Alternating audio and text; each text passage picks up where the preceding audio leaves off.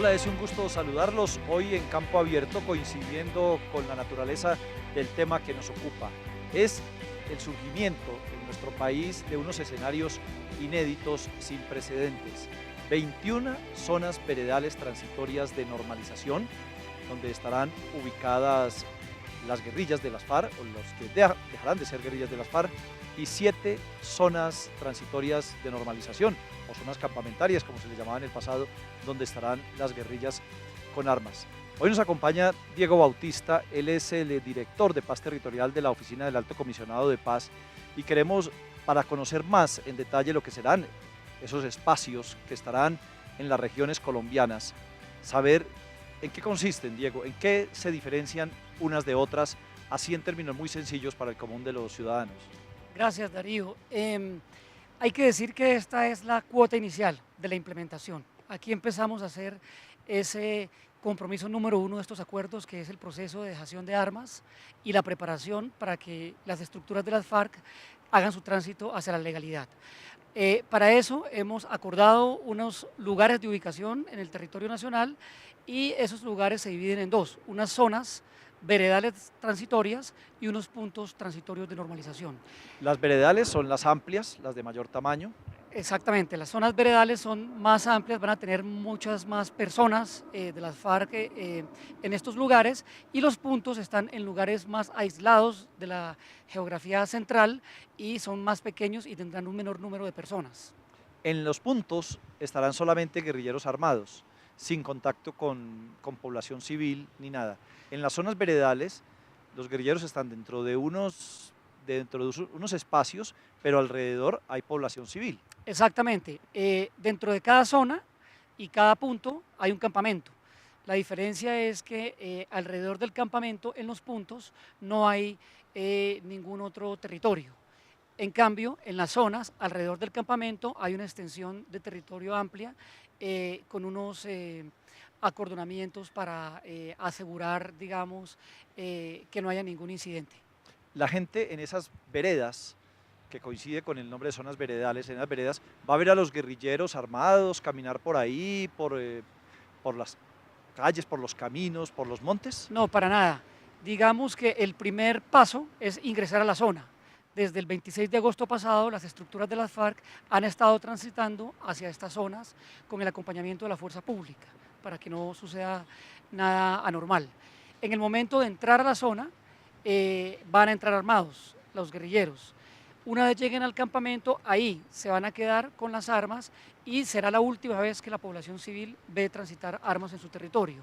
De ahí las armas saldrán con un cronograma que ya establecimos en unos contenedores que va a recibir Naciones Unidas y que van a salir del territorio para seguir con el camino que hemos acordado, y es el levantamiento de unos monumentos en honor a todo lo que ha sido el conflicto. Diego, los guerrilleros que están en su campamento dentro de la zona veredal, que duermen ahí con el arma al lado hasta que llegue el momento de entregarla, cuando vayan a salir al resto de la vereda, si es que pueden hacerlo, van sin armas, ¿se les autoriza salir y entrar en contacto con otras personas, con familias? En cada zona hay una autorización para 10 guerrilleros que pueden salir a hacer lo que acordamos, que se llama pedagogía. Pedagogía. Pero esa salida es concertada con el mecanismo de monitoreo y verificación, es sin uniformes y es sin armas. Y pueden también salir de pronto a tener encuentros familiares, algo así, a recibir visitas. Desde luego que sí, cada una de las zonas va a tener una ubicación en donde que será una zona de recepción. En esa zona de recepción, con todos los permisos, protocolos acordados, ellos podrán recibir no solamente familiares, sino podrán recibir otras visitas, incluso las de los medios de comunicación o otros actores que quieran tener un diálogo con ellos. Bueno, y siguiendo con este ABC, va a haber grupos familiares dentro de los campamentos de las guerrillas en esas zonas veredales, me refiero a familias completas. En los campamentos seguramente va a haber parejas que se han formado con la historia de sus vidas.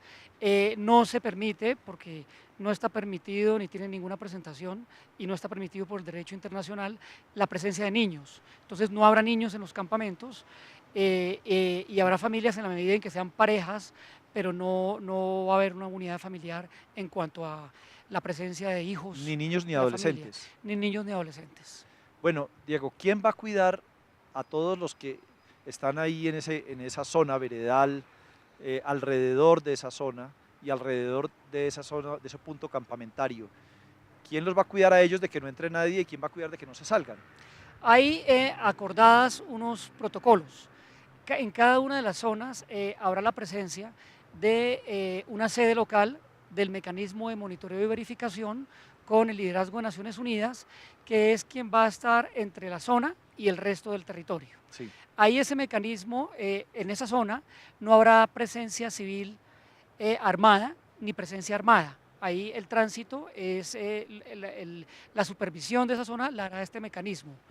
Pero el alcalde, el personero, las comunidades podrán transitar tranquilamente en todos los lugares de la zona, salvo adentro del campamento.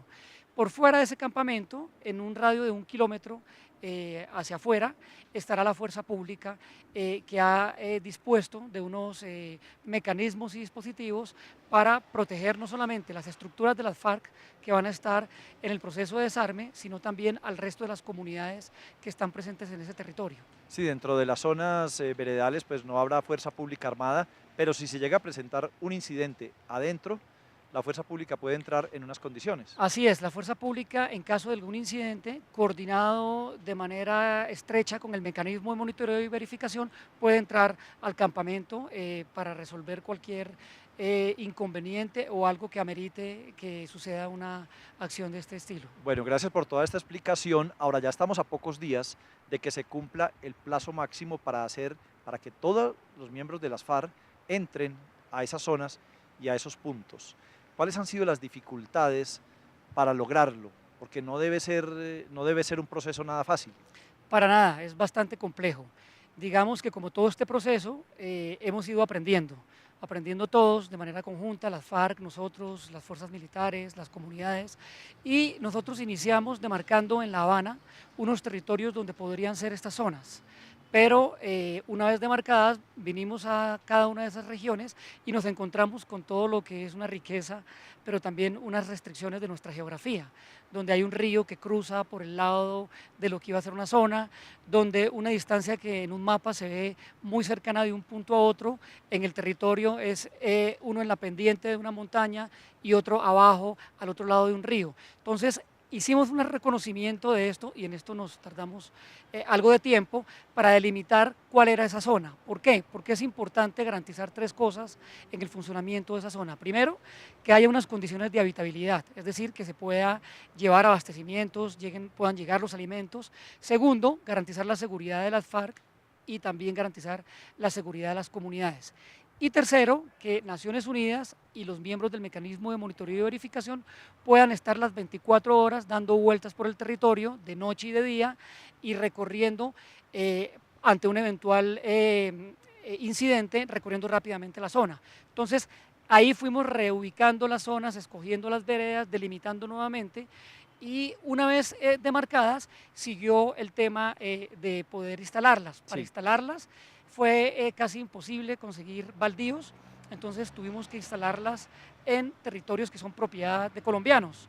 Entramos en un proceso de negociación de sus arriendos, cuánto valían los predios, a veces hubo mucha especulación con el precio del arriendo, a veces había otras causas como demandar inversiones del Estado, etcétera, Sí. etcétera. Entonces ha sido muy complejo llevar a cabo este proceso. El resultado del plebiscito también tuvo un efecto sobre retrasarnos un poquito el norte hacia donde nos deberíamos dirigir en su momento, pero ya hemos ido recuperando el tiempo perdido. Sí, pues ahora vienen también los reclamos, a pesar de que las FARC participaron en este proceso de selección de esa zona, recomendaron algunas de ellas, tengo entendido. Viene la queja, no hay condiciones, no hay agua, no hay condiciones dignas. Usted bien lo decía en estos días, algunas zonas son casi en un páramo, otras son a nivel del mar, las diferencias son muy grandes. Entonces, complementar todo eso y hacer ese engranaje ha sido complejo. ¿Se lograrán cumplir esas metas? Nosotros tenemos previsto que sí. Según el cronograma, desde el día D+5 empezaba la movilización hacia la zona y según el cronograma, en el D+30 deberían haber ingresado las estructuras de las FARC a la zona. En este momento, salvo una o dos excepciones, no hay, digamos, algo que nos permita decir que en más de un 80% no vamos a cumplir con esto. La idea es definir ahora de manera conjunta cómo vamos a terminar de acabar las zonas a partir de unas condiciones mínimas de habitabilidad. Es decir, vamos a continuar, una vez las estructuras de las FARC entren a estas zonas, vamos a continuar finalizando, mejorando las condiciones de habitabilidad conjuntamente. Que ellos mismos ayuden a ellos mismos, que además han demostrado tener muchas habilidades en la construcción de campamentos por su vida anterior, y eso con la unidad de gestión del riesgo, que también tiene una fortaleza enorme en este tipo de asuntos. Estamos ahora mirando caso por caso cómo vamos a desarrollar ese cronograma. Bueno, ¿y qué se van a poner a hacer estas personas después de que pase el 30 de diciembre? Ya ha transcurrido ese plazo de incorporación a esas zonas. ¿Qué se van a poner a hacer? Brazos cruzados, esperando a que las leyes se aprueben, a que avancen los procesos de justicia. Hay dos cosas que van a suceder ahí. Una es prepararse para la reincorporación, es decir, que además de dejar las armas, ellos tienen que prepararse como ciudadanos que van a hacer un tránsito, como partido político, que lo han señalado y está acordado, y también como integración a la sociedad. Eso requiere la capacitación, el entrenamiento, el poder entender qué estuvo pasando en el mundo y en Colombia durante el tiempo en que ellos estuvieron en el monte y ese tipo de cosas. Entonces, se va a hacer una ruta de reincorporación para que el día 180+1, cada uno de ellos, colectiva o individualmente, tengan una ruta de reincorporación después de que la zona se desmonte.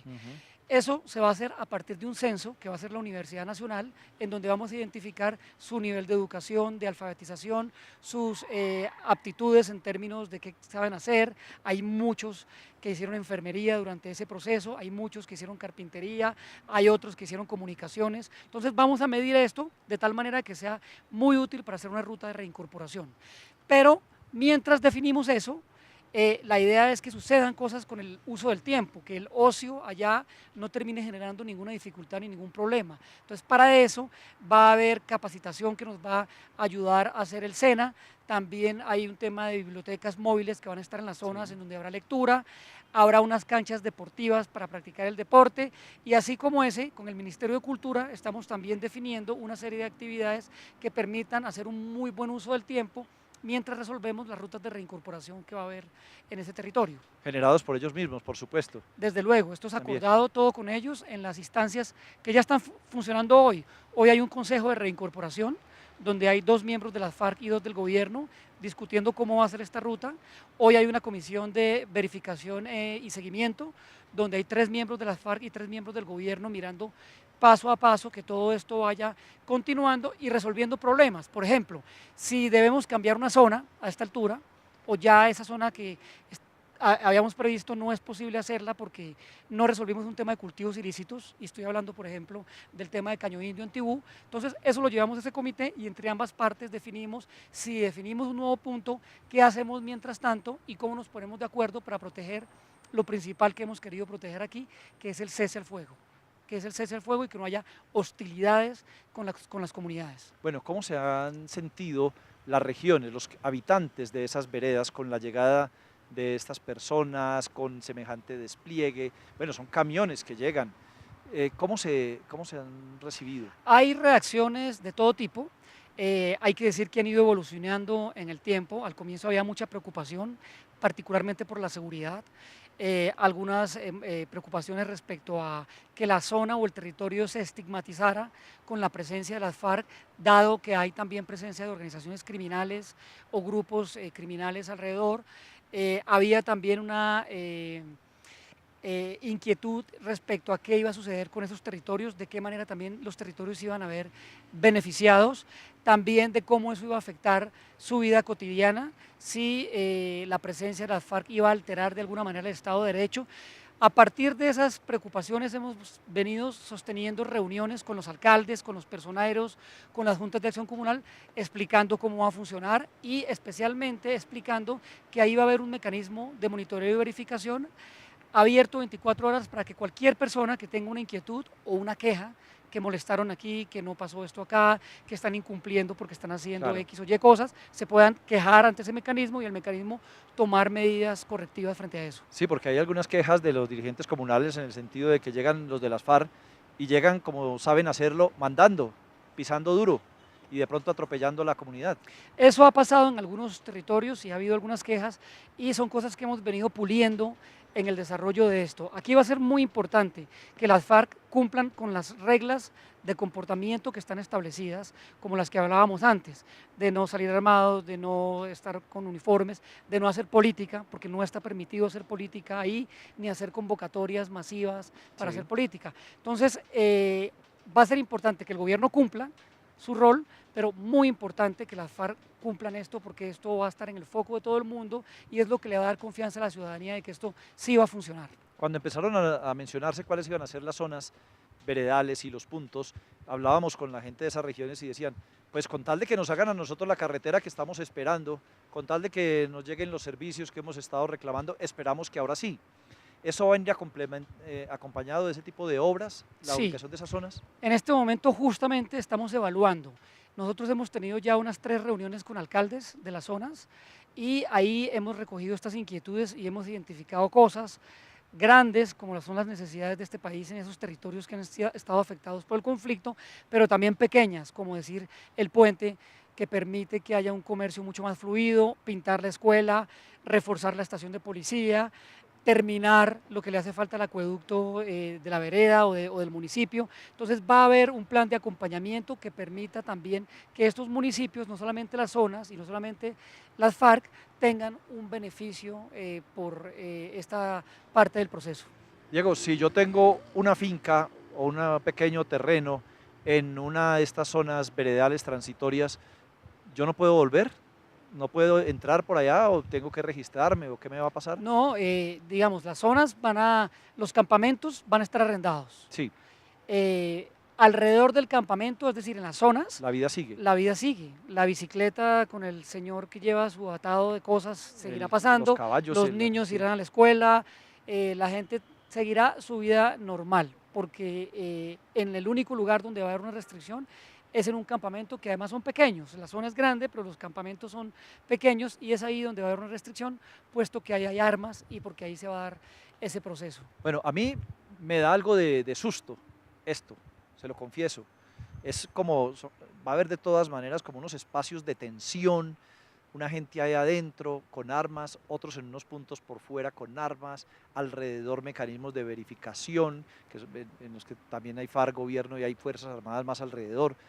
Eso da un poco de sustico, ¿no? Estamos atravesando aquí como por una cuerda floja. Claro, yo no diría una cuerda floja, me parece que Me refiero no floja en que no esté bien hecha, sino que es como la sí, situación de sí, riesgo. sí, sí. O No, filo de la navaja, por decirlo. desde luego, yo creo que en todas las situaciones de este tipo hay problemas y no vamos seguramente a estar exentos de problemas. Lo importante es poder prevenir cómo tramitar esos problemas, cómo poder resolverlos, cómo poder minimizarlos. Es un ejercicio delicado, frágil, por eso es que después del plebiscito lo que hicimos fue asegurar que manteníamos el cese al fuego con estos puntos que están, pero después, una vez comenzado el 2017, no va a haber estructuras armadas de las FARC por fuera. Todas las armas y estructuras armadas deben estar en los campamentos y ahí tiene que empezar a suceder el proceso. Ahora, aquí como en todo lo que ha sido este proceso, pues hay unos actos de confianza que van más allá de lo que se estipule en un documento y eso lo hemos visto venir. Digamos que la actitud de las FARC ha sido esa, desde el día del plebiscito mantener el cese bilateral del fuego, desde el día del plebiscito, a pesar de eso, seguir en la ruta hacia acercarse a las zonas y en eso estamos, salvo las disidencias, lo que puede ocurrir con respecto a eso, hemos ido avanzando conjuntamente.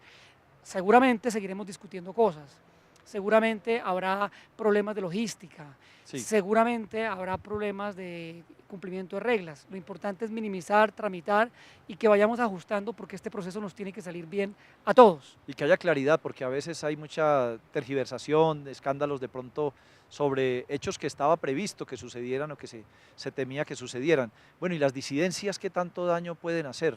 Pues las disidencias son un problema grande. Eh, es importante reconocerlas a tiempo, como ha sido lo que pasó recientemente con el Frente Primero en Guaviare, que las mismas FARC reconozcan que esto es una disidencia, que no hacen parte más de sus cuerpos. Eso tiene una preocupación alta en términos de seguridad, porque la zona se vuelve más vulnerable en términos de riesgo. Las comunidades, entonces eso nos obliga a afinar el tema de seguridad y también a avanzar rápidamente en el proceso. Esto, digamos, como ha sido en todos los procesos de paz del mundo, pues siempre suceden este tipo de cosas, no se desmoviliza el 100%, hay disidencias de este estilo y eso lo que hace es ponernos en alerta para que acelerar en el proceso de paso a las zonas y poder identificar quiénes estamos y quiénes no estamos en este proceso. ¿Cuántas personas se estima que van a entrar a zonas veredales y a puntos transitorios? Más o menos de estructuras de las FARC armadas, estamos calculando unos casi 6.000 personas, Casi 6.000, que no bueno, incluye el tema de las de milicias, las que milicias, sería lo que vendría posteriormente. También hay personas en las cárceles, que entonces, vendrían a las zonas. que vendrían a las zonas a hacer, digamos, dependiendo los tiempos, si sale la ley de amnistía pronto, un amnistiado decidirá, porque es una decisión individual, si va a un campamento o si se va para su casa Lo mismo los donde vivía. indultados. Lo mismo los indultados. Entonces, en principio, sí, entre 5.800 y mucho más o menos serían los que entrarían en la primera parte y luego empezaríamos a hablar de milicianos, de amnistiados y todas estas otras Y según los estructuras. cálculos de esos, pongámosle 6.000, ¿cuántos irían a zonas veredales y cuántos a puntos transitorios, a los puntos más pequeños? Los puntos más pequeños son 7 puntos. Yo creo que alrededor de unos, no más de 1.000 personas a los puntos. Los puntos son pequeños. Sí. Y ese, el resto entonces en las 21 zonas Y el veredales, resto estaría en las otras zonas veredales distribuidos en todos los según puntos. tamaños. Digamos, Sí. por ejemplo, en Meta, Caquetá, vamos a tener unas zonas grandes donde va a haber 400, entre 400 y 600 hombres. Hay otras zonas que son mucho más pequeñas, donde van a estar 280, 300. Entonces, dependiendo de esto es como hemos definido la entrada. Bueno, ¿cómo van a comer estas personas también? Estas personas van a tener un abastecimiento periódico. Por ahora está siendo mensual de algunas cosas, pero ya hemos hecho 2 entregas de alimentos. El compromiso nuestro fue entregar este abastecimiento, el compromiso de ellos fue tener autoabastecimiento de lo que aún conservaban en sus inventarios y en sus estructuras de un mes que ya pasó. Sí. Ahora es el gobierno el que está a cargo de proveerles ese abastecimiento, que va con una dieta rigurosa que hemos definido casi que al nivel de gramos, de cuántas libras de carne, cuántas libras de calorías, cuántos temas de calorías. O sea, definimos un par de hojas precisas, cuánta papa, cuánta verdura, cuánta de una dieta balanceada, tomando como referente otras dietas que tiene el ICBF y otras dietas que tienen las instituciones públicas para eso. En todo esto, en el abastecimiento y en la construcción, en la adecuación, se usarán recursos de las regiones, es decir, se va a favorecer en algo a las regiones la presencia de estas zonas también. Así es, ese es el compromiso, es decir, la yuca, la papa, la leche que se consume en cada zona será proveída por la economía local, además de poder hacer una dinámica sobre esa economía, que en víveres los graneros de los pueblos se beneficien, que en frutas, vegetales también se beneficien.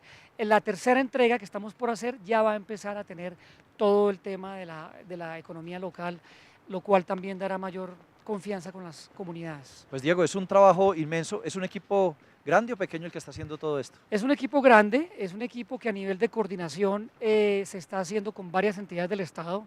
Está Fondo Paz, quien lidera todo el aspecto logístico.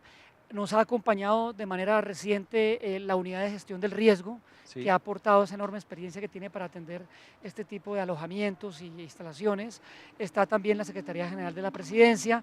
Nuestras fuerzas militares han sido un aliado incondicional para abrir trochas en lugares donde el abastecimiento necesita un camino para llegar y donde el contenedor donde vamos a sacar las armas pues necesita también ubicarse allá. Y también la estructura de la policía también para cuidar todos estos desplazamientos y todo esto. Esto es un movimiento grandísimo y requiere un esfuerzo enorme. Estamos teniendo unas reuniones todos los días, de 6 a 7 de la noche, todos los días, para mirar el balance, qué pasó hoy, qué se hizo, con unas tareas para el día siguiente, para poder acelerar todo este proceso.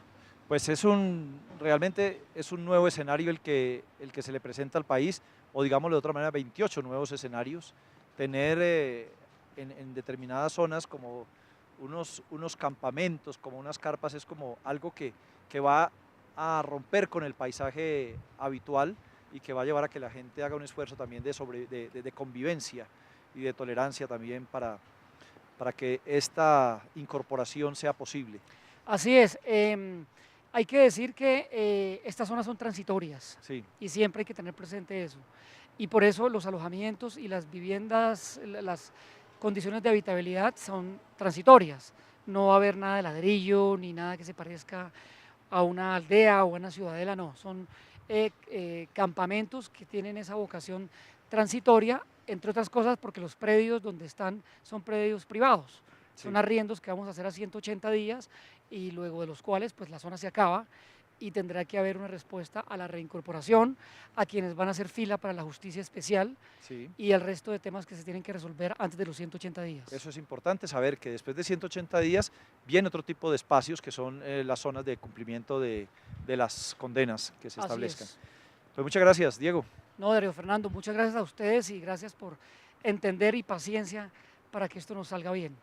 Sí, es Diego Bautista, director de Paz Territorial de la Oficina del Alto Comisionado para la Paz, sobre esta nueva realidad que empezamos a vivir en Colombia, la existencia de las zonas veredales transitorias de normalización, 21, y los 7 puntos transitorios o 7 campamentos a lo largo y ancho del país. Que tengan una buena noche, que descansen y nos vemos en la próxima.